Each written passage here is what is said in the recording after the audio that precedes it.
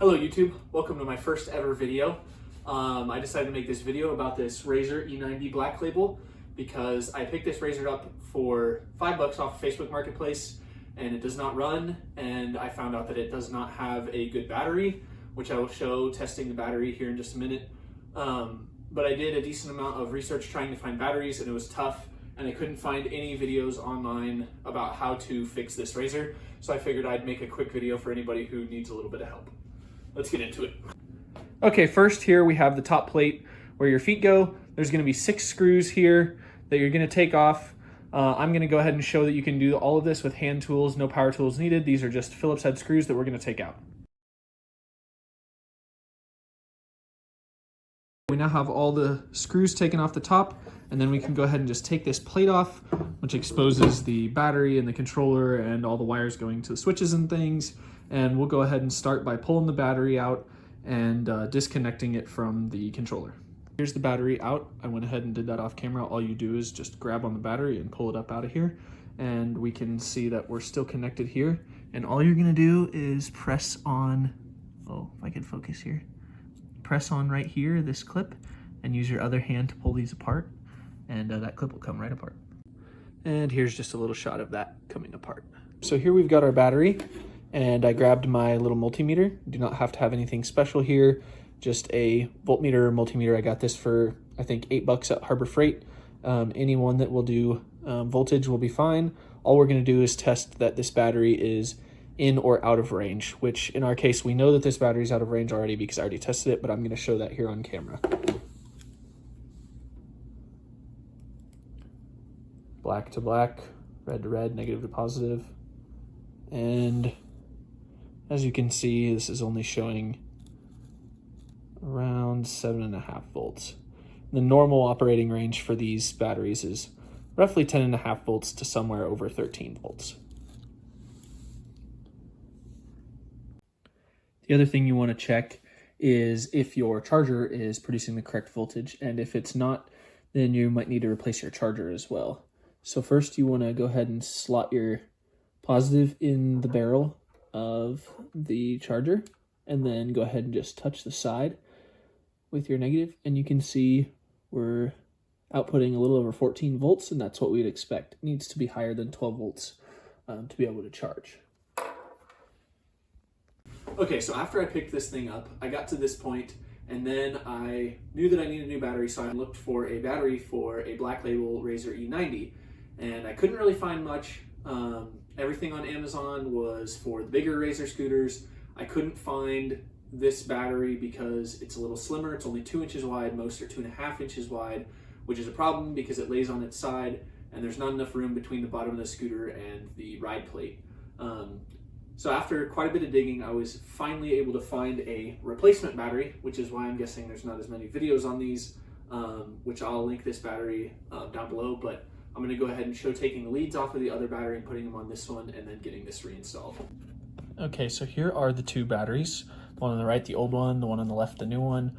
Now all we need to do is transfer this plug and wires over to the new battery, and I'm gonna show cutting them off and putting the new slide connectors on that I'll have linked below.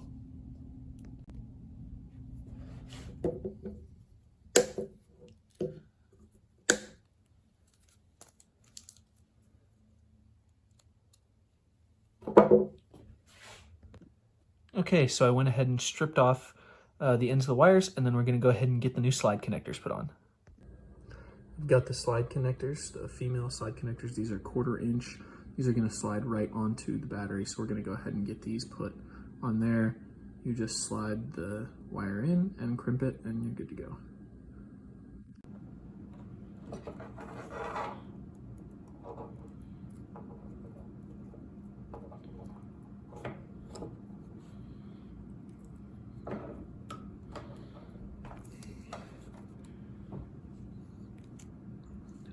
There we go. Both of these put on and they'll just slide right on the battery. Here I've got the battery, the connector. I opted for 2 pieces of heat shrink. You can get that a bunch of different places. I'll link some, but I picked some up from just Walmart. And then a lighter for the heat shrink. And what you want to do is you want to go ahead and put the heat shrink on here first.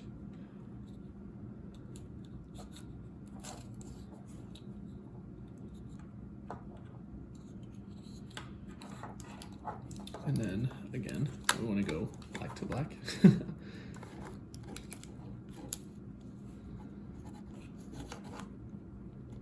we go. And positive to positive.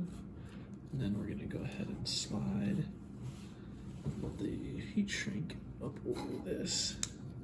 That'll just help protect the leads and make sure that we don't have any shorting issues.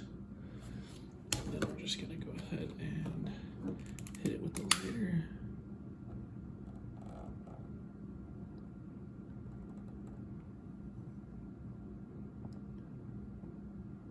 Just want to be careful not to get the battery too hot, but as you can see, that's shrinking down against there. And I'm not staying in one spot too long. Stuff's pretty easy to use.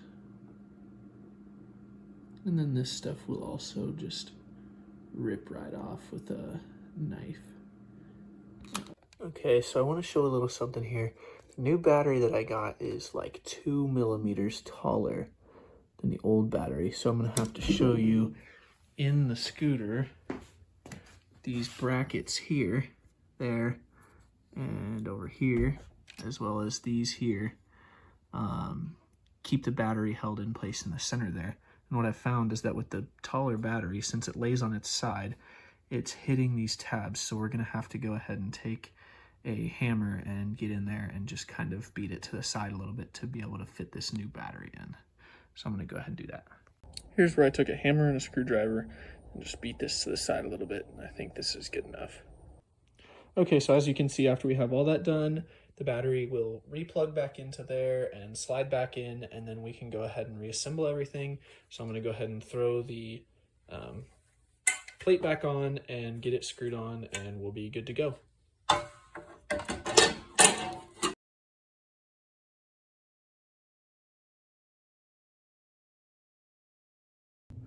Okay, so now it's all back together and we can go ahead and flip it on and give it a try. Since this is a kick to start, we're gonna have to grab the rear wheel over here. And we're gonna have to spin it forward and then hit the throttle at the same time to see if it's working.